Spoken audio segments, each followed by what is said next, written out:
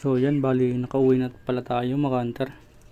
Halos saglit lang yung ano natin, yung dive, halos 2 oras lang. Bali ito kasi yung problema, yung camera natin naghang na. Yan, bali Akaso pala yung gamit ko.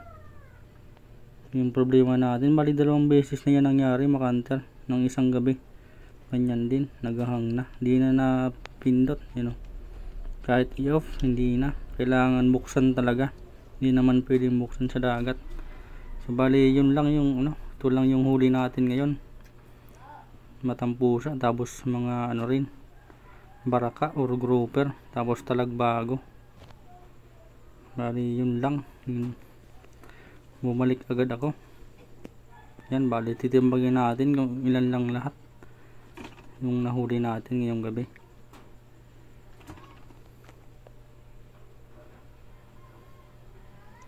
Yan, halos 3.5 kilo rin. Ayos lang din.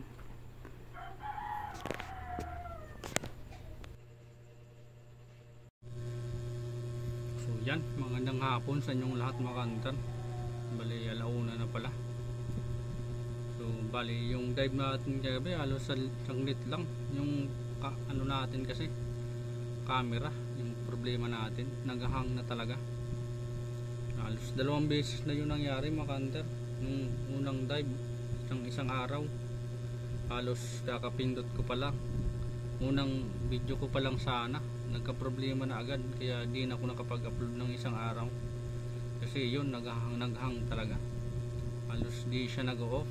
Kailangan talagang tanggalin yung battery para mamatay.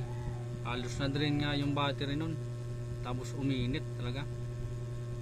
Yun yung problema natin, pag nasira hindi tayo makapag-upload.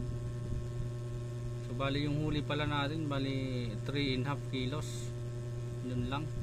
Yung pang ulam na rin at nakapagbenta rin ng konti, ayos na rin yun.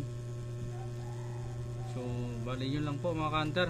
Bali salamat sa mga solid supporters at silent viewers na laging nanonood sa mga video natin.